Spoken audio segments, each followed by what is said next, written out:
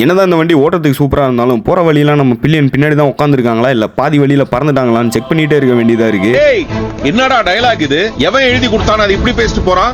So வணக்கம் நண்பர்களே, owning Java 42 FJ சீரீஸில் இது எபிசோட் 2. இந்த எபிசோடில் பில்லியன் சீட்டு பிரச்சனைக்கு போட போகிறோம் ஒரு எண்டு. நம்ம எல்லா கேங்லையும் ஜாவா பைக்கு தான் வாங்குவேன்னு இருப்பான் ஒரு ஃப்ரெண்டு. அந்த ஃப்ரெண்டுக்கு இந்த ரீலை ஷேர் பண்ணி விட்டீங்கன்னா அவங்களுக்கு பிற்காலத்தில் பயன்படும். சரி, கதைக்குள்ளே வருவோமா? இதோ நிற்குது, இதுதான் என்னோட ஜாவா 42 FJ. ஆனால் இந்த வண்டியில் என்ன பில்லியனாக உட்காந்து போவியான்னு கேட்டால் அதுதான் கிடையாது.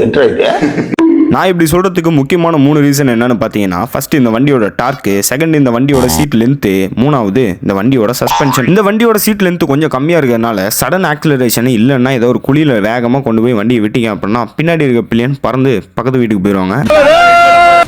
நான் கொஞ்சம் சைஸில் குட்டியாக இருக்கிறதுனால என் கூட வர பில்லியனுக்கு எந்த விதமான இடைஞ்சலும் இருந்தது கிடையாது. இன்கேஸ் நீங்கள் ஹைட்டாவோ இல்லை வெயிட்டாவோ இருந்தீங்க அப்படின்னா கண்டிப்பாக பில்லியன் உட்காரத்துக்கு கொஞ்சம் சிரமப்படுவாங்க. அதே மாதிரி இந்த வண்டியோட சீட் குஷனிங் பற்றி நான் சொல்லியே ஆகணும். நல்லா புஜுக்குன்னு சாஃப்டாகவே இருக்கும். எவ்வளோ தூரம் உட்காந்து போனாலும் பின்னாடி பஞ்சரே ஆகாது. ஸோ இது மாதிரி கொஞ்சம் சிசி அதிகமான வண்டியெல்லாம் பில்லியன் கம்ஃபர்டபுளாக உட்காரணும் அப்படின்னா வேறு வழியே இல்லை, பேக் ரெஸ்ட் தான் ஒன்று வாங்கி போட்டாகணும். அது நம்ம ஷோரூம்லேயே கிடச்சிரும். அதை வாங்கிட்டு நீங்கள் லாங் டிரைவ் போகிறப்ப போட்டுக்கலாம், தேவைப்படாதப்ப கழட்டியும் வச்சுக்கலாம். இந்த வீடியோ உங்களுக்கு யூஸ்ஃபுல்லாக இருக்குது அப்படின்னா மறக்காமல் நம்ம பேஜ் ஒரு ஃபாலோ பண்ணிக்கோங்க. மேலும் இந்த பைக்ஸை பற்றி நிறைய இன்ஃபர்மேஷன் சொல்கிறேன்.